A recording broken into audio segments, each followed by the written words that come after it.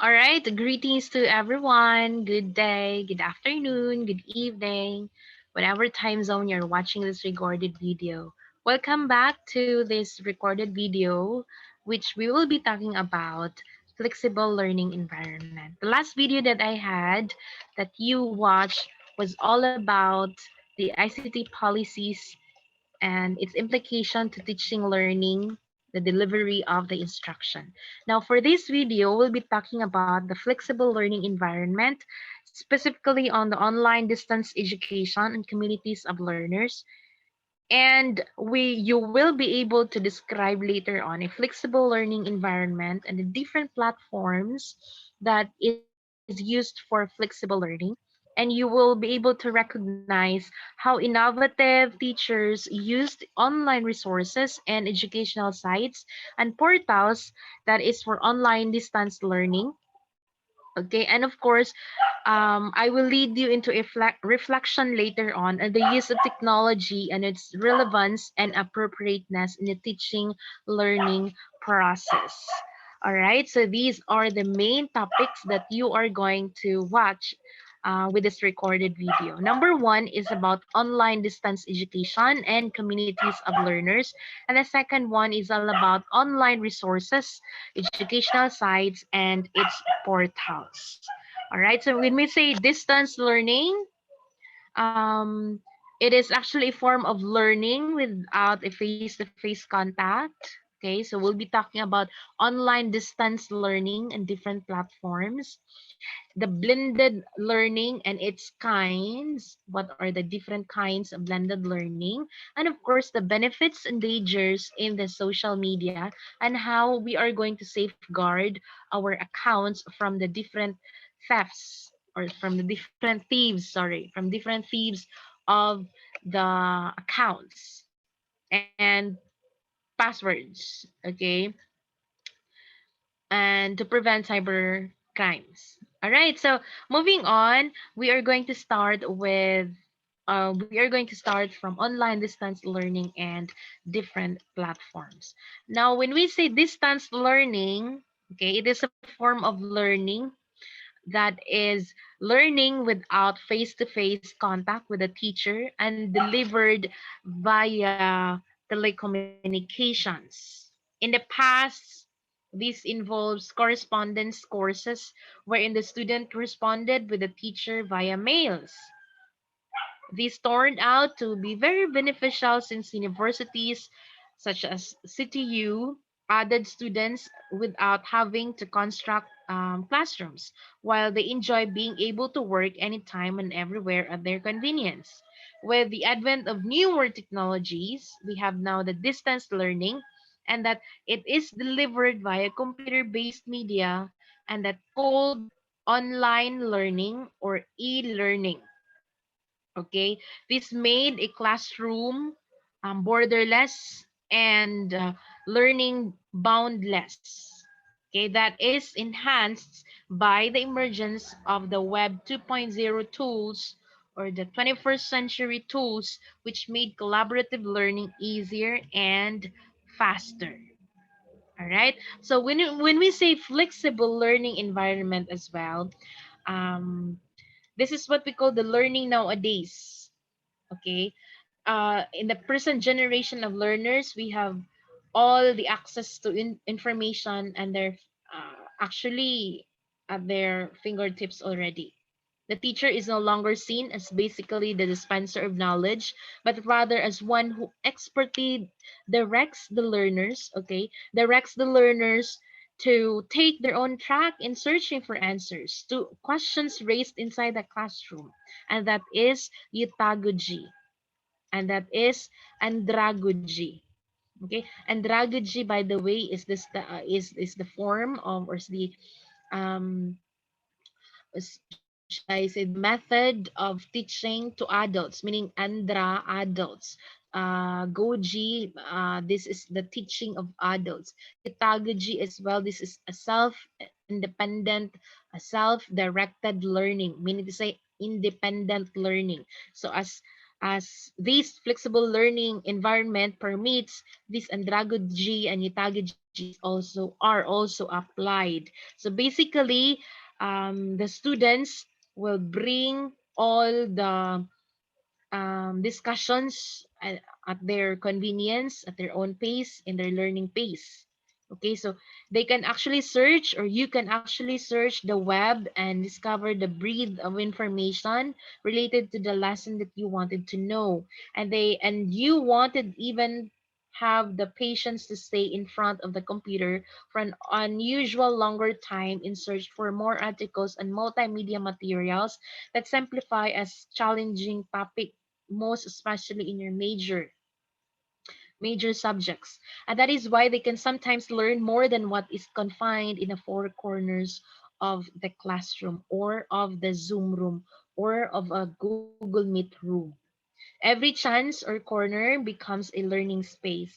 It is clear that learning takes place in anywhere, and sometimes it adds to the concept of flexibility in the learning environment. So with technology, students Kamo can possibly continue to join class sessions even if they are not around, or you're not around physically.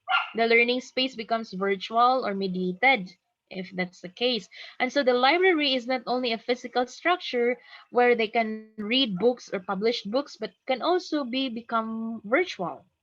Okay, so there is this concept of online distance learning, and it is not a new concept. Okay, in fact, 2 years ago, some schools and higher education institutions in the country and educational agencies, such as Southeast Asian Ministers of Education Innovations in Technology, no, already had used this kind of online distance learning, most especially in private universities in the Philippines. Okay, so what are the different platforms when we are going to have the learning in a flexible environment? The flexible mode of learning uses a platform such as Moodle. We have Edmodo, Google Classroom, and Schoology, and many more. And for how many years Schoology has already established, and the difference, there are actually innovations and upgrading of the different interfaces and functions of the different learning platforms. The and so there and so these learning platforms, Edmodo, Google Classroom, and Schoology, is upgrading their system as well, and that is to allow the students, no, to have a very accessible and easier way of learning the subject. Okay, so number one, we'll go to Moodle. This is the interface of the Moodle. You are going to go to any browser that you are using, like Firefox, Mozilla, or the Google Chrome, and then look for the Moodle. And then um, what you are going to do first, Diod, is to create an account. I mean to say, to log in. If you're not logged in, kindly sign up, no, across all learning platforms. Okay, so Moodle man, Edmodo man siya, Google Classroom or Schoology, you have to log in, or you have to have your account. It's just that sometimes it will not permit because of the restrictions of the interface of the platform. So basically, all of these four are accessible to any student or ordinary netizen, or a netizen regardless of the profession, and which um, will provide us better features if it is linked to an educational institution. Okay, since you have your institution or the Jesuit account already, so you may use that one. So we have Moodle, we have Edmodo. This is actually the interface of Edmodo, and you have to sign up before logging in, and then you can actually see there the different functions of the Edmodo, and just explore on that matter. No? And another one is the Google Classroom, which we are using nowadays, which is actually widely used by states, universities, and colleges. And another one is Schoology. This is usually used among graduate school students and graduate school professors. Um, this was created long time ago already, and sometimes it was neglected by the state universities and colleges because there was a time that that the SOCs were not really open for or the school or the universities were not really open for an online distance learning. But of these days, we are now adapting to this new academic normal. So basically, when we are going to explore to Moodle, you are going to log in, and actually it was created by Martin. He is actually the founder and CEO of Moodle. And Moodle, if crosses your mind what makes it Moodle actually stands for modular object oriented dynamic learning environment, which is an open source software. So it is a learning management system, or LMS, that supports teaching and learning. So if you wanted to explore more of the details of the Moodle, you have to log in or go to the Google Chrome and create a website. So for Edmodo, or for the even for the Google Classroom, no, Google Classroom is actually a free service for teachers and students. It is an LMS for Edmodo and Google Classroom. This one, uh, that is accessible by Google account. You can actually create classes and perform your roles and functions as a facilitator or as a student. And that in 2008, it was Edmodo, who actually was created by Nick Borge and Jeff O'Hara and Crystal Hatter, that created the Edmodo. And so Martina in 2015 compared Edmodo and Google Classroom in one of her blog. Although she discussed several commonalities, there are apparently differences, but with technology, things evolve in so short a time. No, what is very clear is that they were created as apps, okay, that can integrate well with classroom activities, and the decision lies in the teacher, who will determine what works best in her teaching and learning context. Okay, it's just that there are storage capacity or limited storage capacity for each of the gadgets of the student. So it's up to the teacher, which is very um, convenient in the delivery of the lesson. It's either Google Classroom or Edmodo. More or less, they have a similar interface and functionalities, but there are specifics and the details of the different interface of the Edmodo and Google Classroom. Okay, just explore all of those things sa inyong account if you wanted to explore po. But I would just suggest that you're going to explore. Anyways, moving on, we have Schoology here. Schoology is another learning management system, or LMS, that is founded in 2009 by Jemery Fredman, Ryan Wang, Tim Trinidad, and Bill Kindler. You can actually create your own online distance education learning system using any of these platforms, because this one, you will be directed, you will be asked as to if you're a student, if you're a professor, or you are intentionally using these kind of platforms for business purposes. So it will really give you very should I say, an easier and a faster way of delivering the lesson.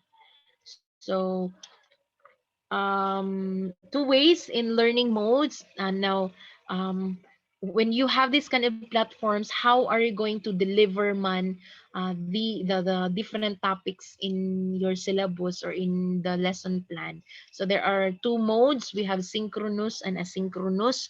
Now, in the flexible learning mode, the activities can be done in two ways, and that is in different modes: synchronous or asynchronous. In an online chat, a real time is what we called synchronous. Course participants meet in a virtual classroom and discuss a topic in the lesson. So wherever they are situated in the world, they agree on a scheduled session and log in to join the live classes. And that the LMS has this kind of feature. For example, Google Meet. Okay, the teacher called as the online tutor facilitates the discussion and ideas are posted in an actual live class.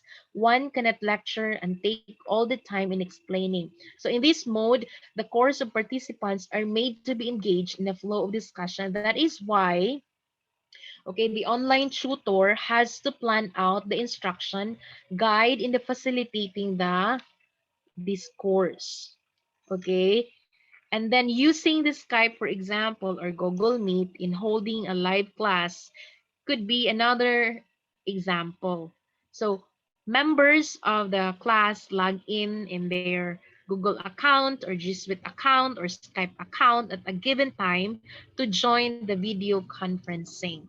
And that another feature of a um, online or flexible learning mode in an flexible learning mode is asynchronous. What do you mean by this one? This is when questions or tasks are posted and course participants answer the question or post the reply at any time most convenient to them. They can still participate in the discussion by replying to the post. And one advantage is that you can actually take your time when replying. Okay, and that the LMS mentioned, no, Moodle, Edmodo, Google Classroom, and Schoology in this lesson has a feature or features or interfaces that can allow an asynchronous session. In the image that you saw earlier, there are a lot of um, columns, or should I say icons, that you can actually click and assign and give materials or share the materials, assigned activities for the students. Okay, so this is why synchronous and asynchronous is being used in a flexible learning mode. Another one is we will be talking about the blended learning. This is actually another way of handling flexible learning. Um, it is actually the combination of the different modalities in the delivery of the instruction. Okay, blended learning is a combination of a learning activities wherein a part of the lesson is delivered online while the other part is handled in actual face-to-face or physical setting of a classroom. Now, there are kinds of blended learning. Model 1, we have different models actually. We have six models. Number one model is face-to-face driver, which means to say that in the face-to-face model, the teacher delivers the curricula most of the time and utilizes learning material at certain times with the purpose to augment or provide an alternative experience. No, and the instruction here is to provide in a computer laboratory or assigned tasks are uploaded online. Okay, that's for face-to-face. In model 2, that is rotation, in particular course of the subject or the subject itself, the students rotate in a fixed schedule between learning online in one-to-one, self-paced learning environment, and being inside the classroom with a face-to-face teacher. This is actually the model that is between the traditional face-to-face learning, online learning. Okay. Another model is Flex. This model uses an online platform that delivers most of the course, meaning to say the support to learning is provided as needed through on-site support or by online tutor who facilitate the tutorial or small group discussions. Okay, so the sessions here can be arranged into synchronous or asynchronous. Course participants may work on their tasks at any convenient time as long as it is within the confines of the course duration. For Model 3, it talks about online lab. I'm sorry, there is this colon here. It should be omitted. So the fourth model is online lab. The online lab model uses an online platform in delivering the course, but located in a physical classroom or computer laboratory. Okay, since the lessons are in modular format and available in an online program, teachers here assists supervises these classes. However, they may not provide the needed expertise if learners seek assistance. Okay, so furthermore, if the students or the students who are enrolled in an online lab model of blended learning may be enrolled in a traditional classroom courses at the same time and therefore have block schedules. Fifth, self-blend. The self-blend is a system provided by the school where the students can choose the course they would like to have in addition to their typical brick and mortar classroom classes. Okay, so this model is always remote. This is actually a major difference from the online lab. And the last one is what we call online driver. What is this online driver? It is actually a model that utilizes a platform and a teacher that delivers all curricula. Students here remotely work on their program most of the time. If ever there is a face-to-face component, it is made optional, or if ever it is required for the students to go to physical learning environments such as in a school, then it can be extracurricular activities or augmenting the curriculum. All right, so those are the different kinds of blended learning. So when planning and managing blended learning experiences, there must be very similar to planning and managing a brick and mortar school, which courses or subjects integrating technology. It needs to be system wide as the school makes a plan, develops guidelines for or develops guidelines for students that is actually to follow for the use of technology in a blended format and provide a resource guide. A lot of preparation is needed actually, from designing to the implementation of a blended format. So as technology has to be prepared, the back end and the front end infrastructures of the blended learning have to put in place, as well as the content in varied multimedia formats. Teachers here and teachers assistant who will act as online tutors and assistants need to be pedagogically capacitated. Okay, meaning to say oriented with the different methods and strategies and techniques. Okay, so these are the kinds of blended learning. Now we will move on to the online communities of of learning and social networking. Now when we consider online networking, internet users immediately refer this to Facebook. Okay, everybody seems to have a Facebook account and uses this to communicate, right? So if in the teaching and learning situation you work on information, data um, and collaborate with classmates, friends, teachers, and other members of society, then social networking can also be appropriately employed as an educational tool. So basically, what is networking? Okay, we're talking about here the ICT. When productive, networking is actually a group of individuals who communicates and connects on regular basis. Okay, so when productive relationships are cultivated, we have networking works its best. Okay, because it's being cultivated. A network is defined as the group of individuals who communicates and connects as a regular basis. If an individual has a personal network of people, one can tap on the potential contacts for social, educational, or professional purposes. So that's technically networking. They say that there is a great need to connect because whom one knows matters. Sometimes one needs to link with them because they have what one needs. However, the challenge here is how to shift the network from people who can provide the favors into establishing the relationship that will entitle him or her to be called as a friend, or one who can be trusted as a collaborator in working on and assigned tasks by the teacher. Okay, this is the challenge now. Okay, so What is then social networking platforms? Different ways actually to communicate with friends from different platforms through the internet and mobile devices. One can have a personal page where a profile can be built in a social networking site. Through this, one can contact friends or share resources and interests. Communications through this, through a chat, for example, chat format can actually either be one on one or in a group.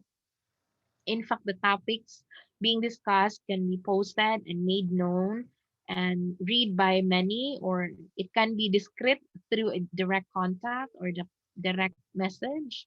And actually, this is actually a feature allowing one to have a certain privacy on matters considered most. So, social networking services have been evolving for more than a decade. Initially, these social networking services allow the users to construct their personal profile so that other contacts may know the relevant information about them.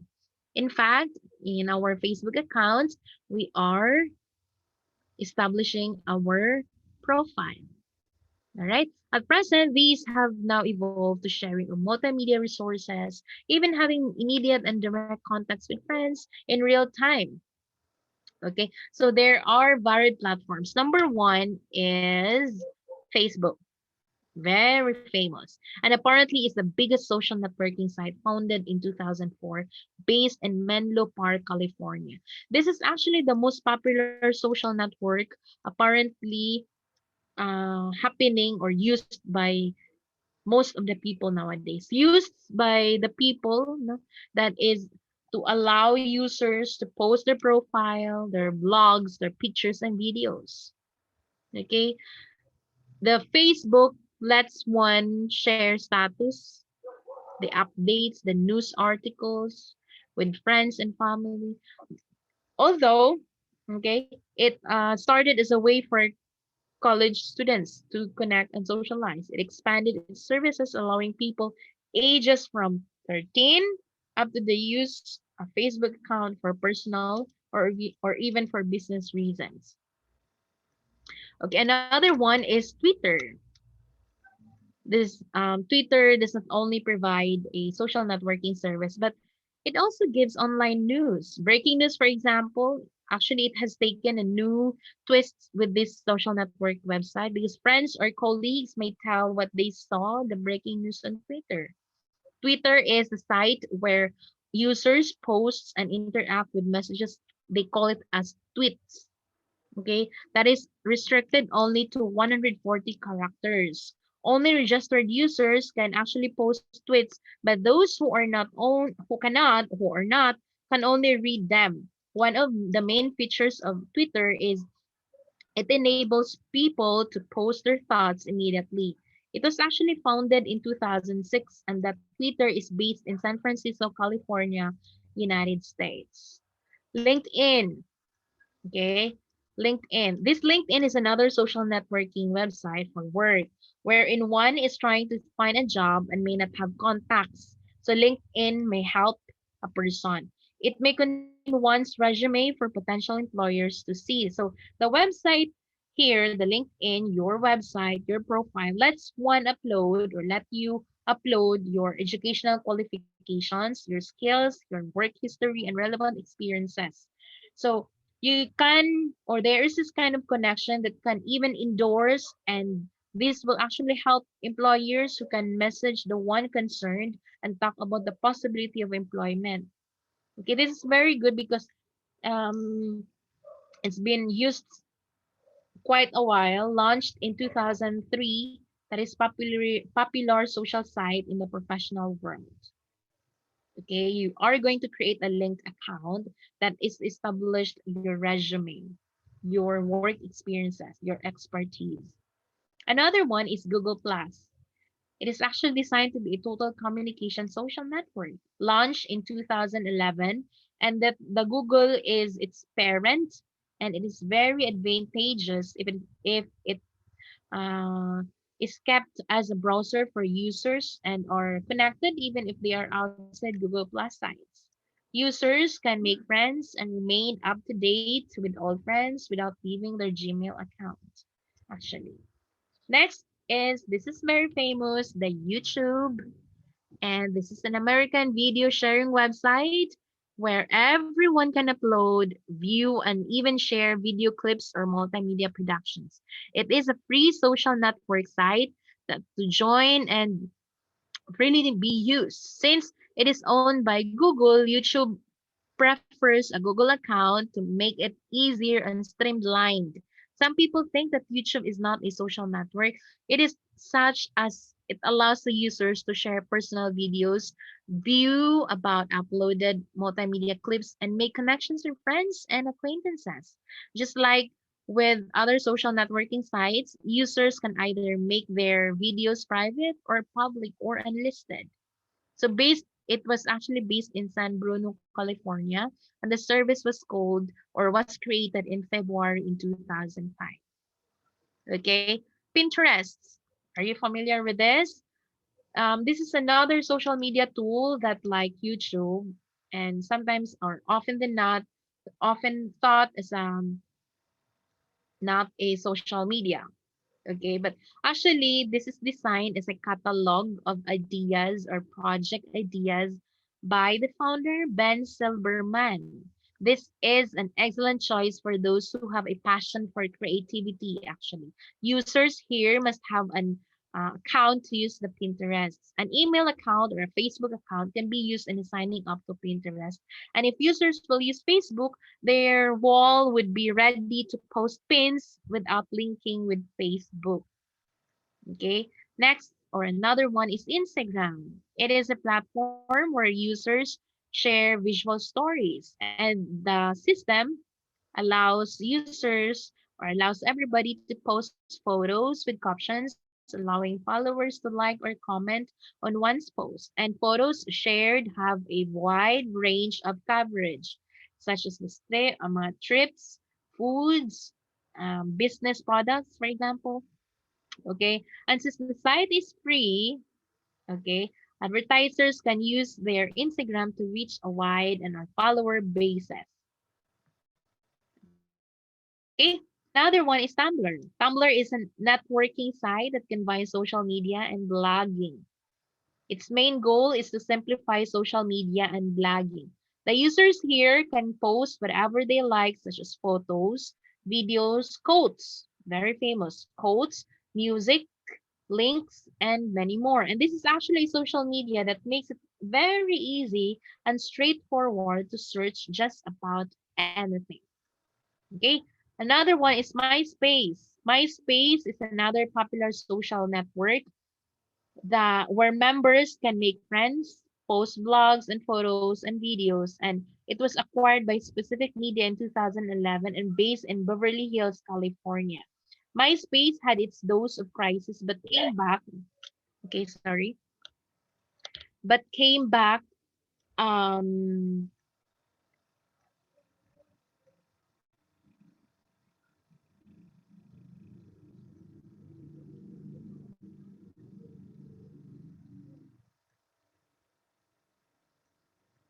okay, it was acquired by Specific Media in 2011 and based in Beverly Hills, California.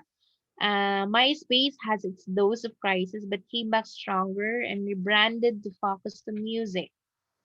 Okay, personal users can use MySpace to keep up with their favorite artists, have an update in the music industry, and see what their friends are listening to and connect with people who have similar music preferences. It is a fitting social networking site or website for music. Last one, Flickr. Okay, it is pronounced as Flickr, and it is an image and video hosting website that has concerned by that was created by Ludicorp in 2004 and acquired by Yahoo and offer massive online photo storage. Okay, um, I haven't. I forgot to mention one. That's what we call Bebo, the BEBO. It is actually a social networking website with a background name Blog Early Blog Often. So BEBO, Blog Early Blog Often. It was invented to answer the question what the name meant, no? It was founded by husband and wife team Michael and Sushi Birch in 2005 of January at their home in San Francisco. So, with the fast development and fast coverage of innovations that address the mediated communicative needs in the virtual reality, it is expected that there will be more interactive features of social networking sites and that will be readily available for the users in the upcoming days. I don't know if one of you can create one. We don't know yet, but at least these social networking sites are used nowadays. Now, what are the benefits then? We're talking all of those things, but what are the benefits of using the social networking sites? Okay, number one is to provide information. No? And using social networking site websites open an array of benefits for users and that to give basic information. News and views of others around the world can be easily accessed instantly at one's fingertips. And it easily allows one to transmit information or update contacts on what one thinks or how now feels. All right. Another one is social networking website can support learning or augment educational activities. Young learners are well acquainted with social networking sites and regard them as just as a part of the day-to-day activities and school-related discussions. Even after school periods, learners can continually connect as they collaborate to accomplish a task or homework using a social networking website. Announcements on assignments or instructions for the upcoming work can be conveniently delivered to concerned individuals through the social networking sites. However, what is the danger? Or is there any danger at all when you are going to use social networking sites? Yes, there is a danger. Just as there are benefits of having an account in a social networking site or using it as a teaching and learning context, there are actually risks or danger to consider as well. Number one, teachers as well as parents are wary of youngsters using social networking sites due to many negative publicity and real incidents connected to the wrong use of social networking sites. So one major risk is making friends with strangers who may actually be a predator or cyberbully. Okay? No one initially recognizes the true nature of acquaintance okay, or no one seemingly poses a friend and sometimes a youngster gets bullied by others and who may not even be connected as friends in a social networking website. And there are also trolls who actually instigate conflict, misunderstanding, or emotional response by eliciting anger or ill feelings from another users through social media. Okay, and they post messages that are inflammatory or controversial in nature. Okay, topping these risks, all of these risks is actually also the danger of using getting hooked on internet and may learn to ignore the real world. And their ability to socialize in is incapacitated as they devote hours or days on gaming or using computer manifesting abuse to themselves. That is why teachers and parents or guardians are protective to the extent of disallowing youngsters or the youth to use the internet and social networking sites without realizing that such act denies the opportunity to explore the educational potential it can serve. So how to safeguard then? Safeguarding oneself when engaging in social networking sites, that is, you need to understand and take precautionary measures to safeguard yourself, ourselves in social networking websites.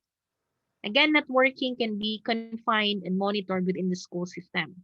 Students can use social networking platforms designed for educational purposes that will allow students to post, to share, to discuss insights gained from an activity. But sometimes, some of these websites are super clubs plus learner journey and so on and so forth. Okay, in fact, nowadays Facebook and Twitter are very attractive, or Facebook as an interface is very attractive in the use or the delivery of the lessons. When young users prefer to use a social networking website that is outside the school system, then how about teaching them to stay safe through some precautionary measures? Number one is securing your passwords and login details, meaning to say secure the passwords and keep them in private. Okay. Second is to log out from social media accounts all the time, especially when using public computers or Wi-Fi. Third, check social media privacy settings regularly, especially posts available to public. That is very common. That is why when you are going to post something on Facebook, as much as possible among your friends, if it is intentionally for public consumption, then have it as a public post. But if it is your intention is not for public consumption, then have it private, or only you or only your among your friends. And number four, online posts are saved and may become permanent part of their online reputation. So as you use the internet, you leave a digital footprint, which can be traced back to you. That is why natin memories na in your Facebook. And then number five, do not accept invites from contacts unless you know the person personally or you're sure of their identity. Very common. Do not accept invites from unverified accounts or people who are not known personally. Six, before posting content online, consider its effects on others. Refrain from posting offensive or humiliating content or content containing a personal or private information. Seven, using appropriate language is essential.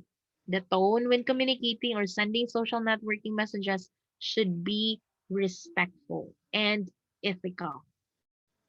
Eight, for safety purposes, it is discouraged to meet people from online social media sites.